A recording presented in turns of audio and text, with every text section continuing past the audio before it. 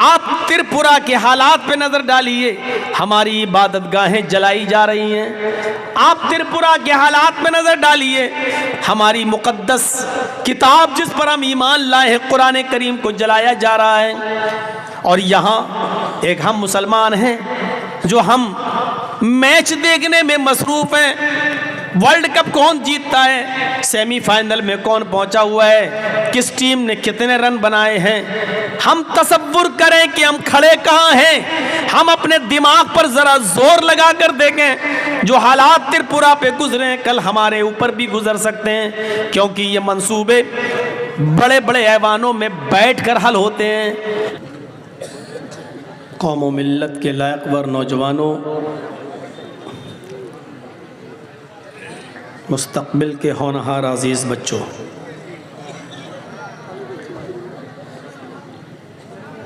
रात के तकरीबन 1:30 बजे तक कई उलमा को आपने सुना।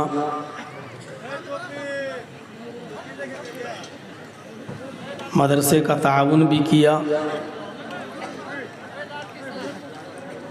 और अब तक दिल जमाई के साथ आप बैठे हुए हैं।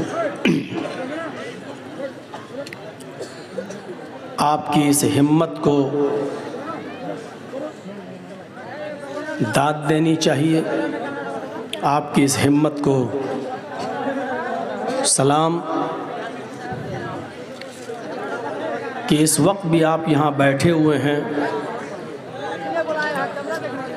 और सुन रहे हैं। अल्लाह से दुआ है कि इलाहुल आलमीन हमें आपको सुनने से ज़्यादा अमल करने की तौफीक अता फरमाए।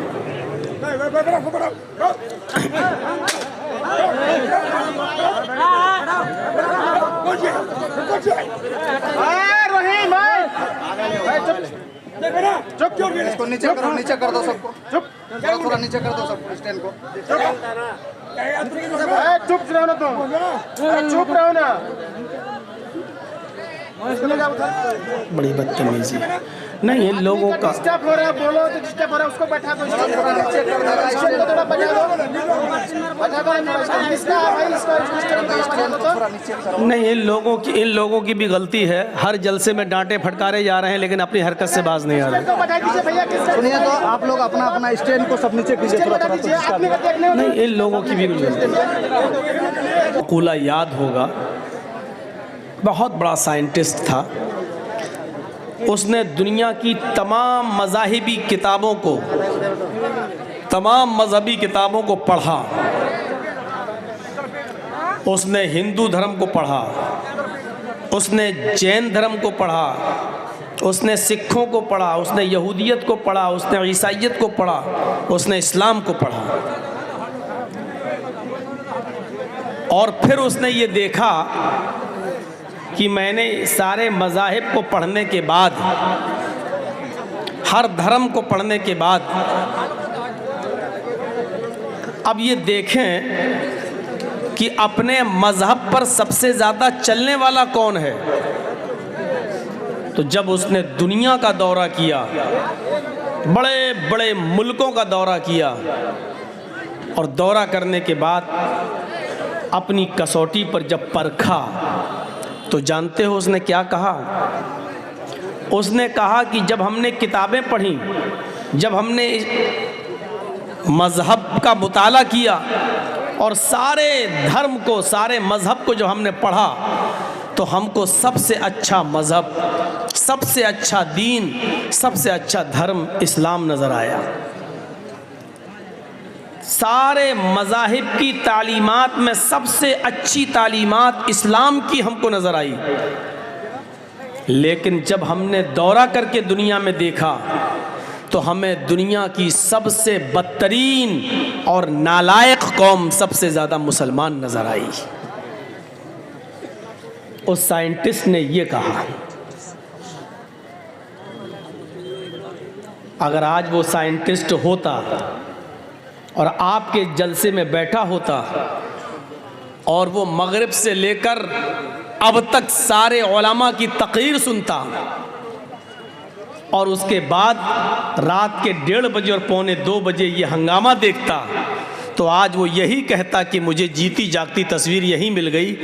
कुरान और हदीस की तालीम सबसे बेहतर, सबसे अच्छी, लेकिन उसके मानने वाले सबसे बदतर और सबसे बेकार और सबसे ज़्यादा नालायक, जो एक ही जलसे में जो अभी ख़त्म भी नहीं होने पाया और अपनी नालायकी का सबूत यही दे रहे हैं। अल्लाह के नबी सल्लल्लाहु अलैहि वसल्लम जब तकरीर किया करते थे, अल्लाह की कसम हदीस की किताबें आप पढ़िए, जब आप लोगों को नसीहतें किया करते थे तो सहाबा किराम अपने सरों पर बैठी हुई मक्खी भी नहीं उड़ाते थे। हाथ का पंखा हुआ करता था, हैंड फैन, वो रखा रहता था, पसीना टपकता था, लेकिन कोई शख्स अपने हाथ से पंखा उठाकर उससे हवा नहीं करता था, क्योंकि अल्लाह के रसूल दर्स दे रहे हैं, नसीहत कर रहे हैं, वाज कर रहे हैं, तकरीर कर रहे हैं। इतने अदब के साथ सुनते थे लोग। कहाँ चली गई वो सब मिसालें,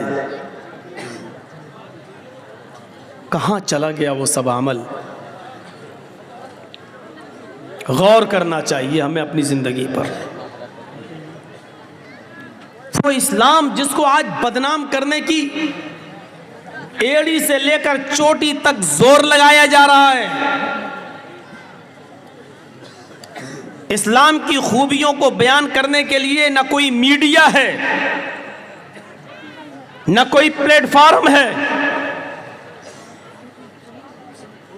लेकिन उसकी कमियों को बयान करने के लिए आपको एक से एक बढ़कर चैनल आपको दिखाई देंगे।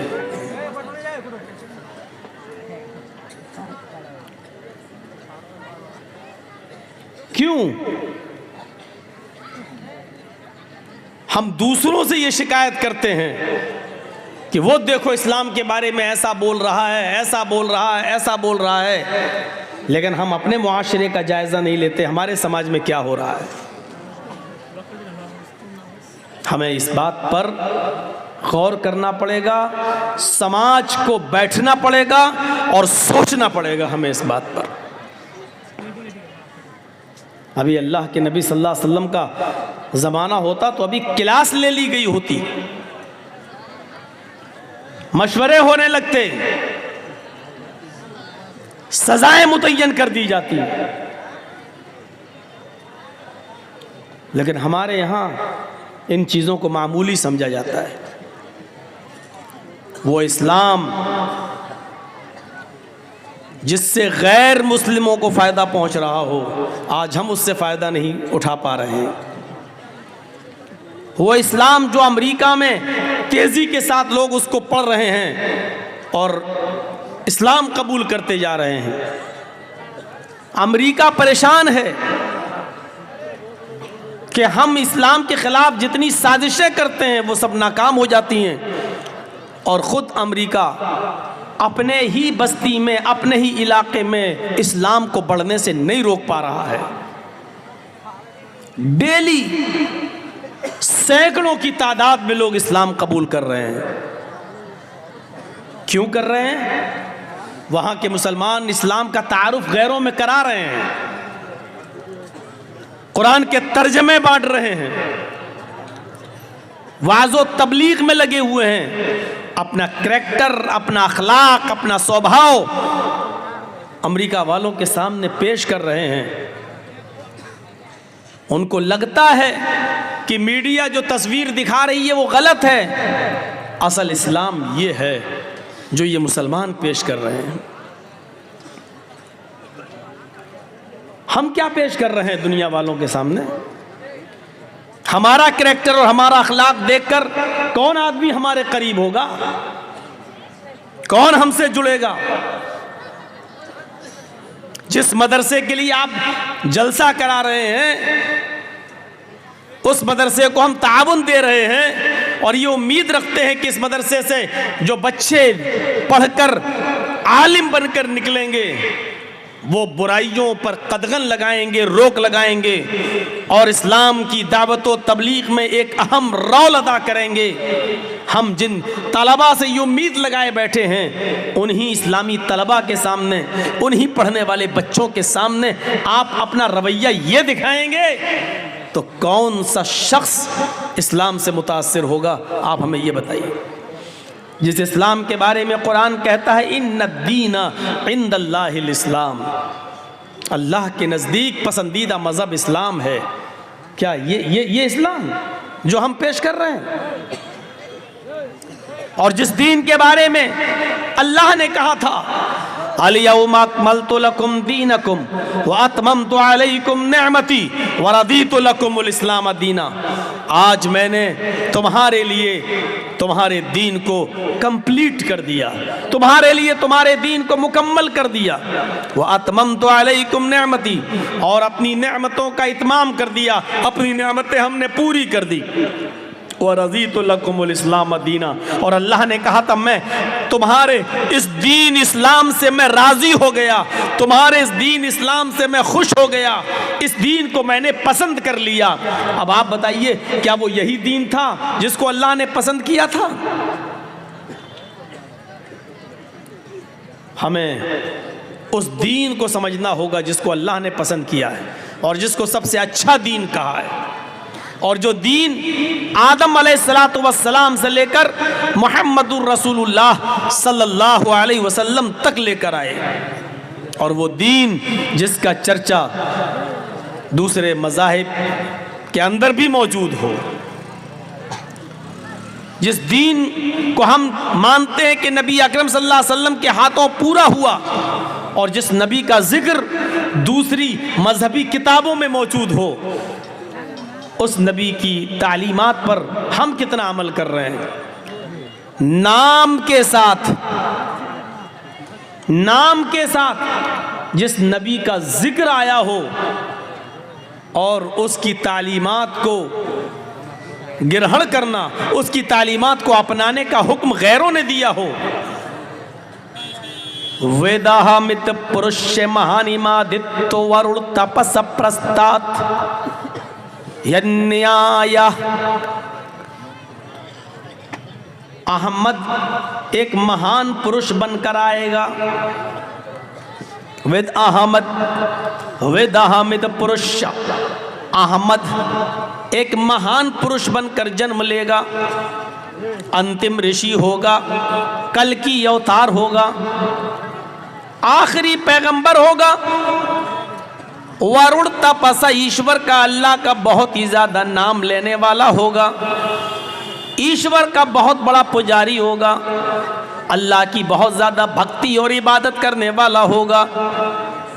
प्रस्ताद, ईश्वर की तरफ से जो वो शिक्षा लेकर आएगा, जो तालीम लेकर आएगा, उसी को तुम ग्रहण कर लेना, उसी को तुम मान लेना। उस अहमद की तालीम पर, उसकी शिक्षा पर तुम चलना, उसी के नक्शे कदम पर तुम चलना, उसी को फॉलो करना।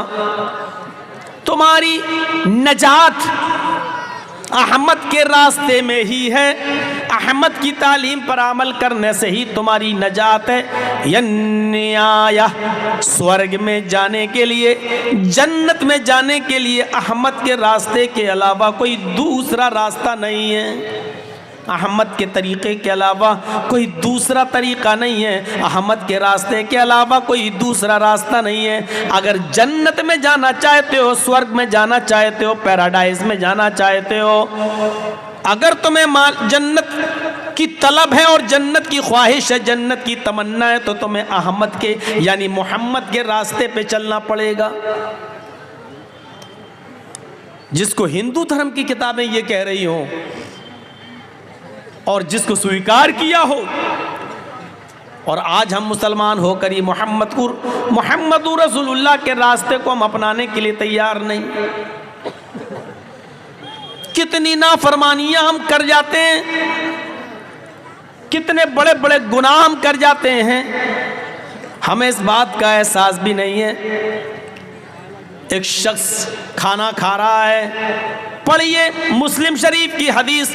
एक शख्स खाना खा रहा है और वो बाएं हाथ से खाना खा रहा है। अल्लाह के नबी सल्लल्लाहु अलैहि वसल्लम ने उसको उल्टे हाथ से बाएं हाथ से खाना खाते हुए देखा तो उससे फरमाया कुल बि यमीनिक, अपने दाहिने हाथ से खाना खाओ। उसने आज़ुर हुए तकब्बुर, उसने तकब्बुर भरे लहजे में कहा आए मोहम्मद, मैं बाएं हाथ से खाऊंगा, दाहिने हाथ में मेरे खाने की ताकत नहीं है। मैंने मतलब उसका ये था कि मैं उल्टे हाथ से खाऊं, आपका क्या जा रहा है, दोनों हाथ मेरे हैं, मैं उल्टे ही हाथ से बाएं हाथ से खाना खाऊंगा, आपको क्या है। अल्लाह के नबी ने फरमाया, उसकी इस तकब्बुराना जुमले को देखा तो अल्लाह के नबी ने कहा अल्लाह करे कि तेरा दाहिना हाथ खाने के लायक ना रहे। उस दिन की तारीख से आखिरी दम तक, लास्ट डे तक, उसके मरने के दम तक वो दाहिने हाथ से कोई काम करने के लायक नहीं रहा। इतनी सी बात उसने कह दी थी कि दोनों हाथ मेरे हैं, मैं दाहिने हाथ से नहीं खाता, बाएं हाथ से खाता हूं, आपका क्या जा रहा है। नबी अकरम ने कहा तुझे इस तकब्बुर की सज़ा मिलनी चाहिए, इस घमंड की सज़ा मिलनी चाहिए। उसने नबी की इतनी सी नाफरमानी की, फिर जिंदगी भर उसका दाहिना हाथ उठ नहीं सका। खाना तो छोड़ो, फिर जिंदगी का कोई अच्छा से अच्छा या बुरा से बुरा कोई काम वो अपने दाहिने हाथ से सीधे हाथ से न कर सका, उसके लायक नहीं रहा। हम तो दिन भर में पता नहीं मोहम्मदुर रसूलुल्लाह की कितनी नाफरमानियां कर देते हैं। हम रसूलुल्लाह की तालीमात को अपने पैरों से कुचल रहे हैं। हम इस्लाम की शिक्षा और इस्लाम की तालीमात पर अमल नहीं कर रहे हैं। हमें डरना चाहिए कि कहीं अल्लाह की तरफ से हमारे ऊपर कोई खतरनाक अज़ाब ना आ जाए। हम जरा दूसरी तरफ भी नजर डाल के देखें। एक तरफ हमारे बहुत से मुसलमान भाई आजमाइशों में मुब्तला हैं। आप त्रिपुरा के हालात पे नजर डालिए, हमारी इबादत गाहें जलाई जा रही हैं। आप त्रिपुरा के हालात पे नजर डालिए, हमारी मुकद्दस किताब जिस पर हम ईमान लाए हैं कुरान करीम को जलाया जा रहा है। और यहाँ एक हम मुसलमान हैं जो हम मैच देखने में मसरूफ हैं। वर्ल्ड कप कौन जीतता है, सेमीफाइनल में कौन पहुंचा हुआ है, किस टीम ने कितने रन बनाए हैं, हम तसव्वुर करें कि हम खड़े कहाँ हैं। हम अपने दिमाग पर जरा जोर लगा कर देखें। जो हालात त्रिपुरा पे गुजरे हैं कल हमारे ऊपर भी गुजर सकते हैं, क्योंकि ये मंसूबे बड़े बड़े ऐवानों में बैठकर हल होते हैं, प्लानिंग होती है। सियासत कैसे की जाए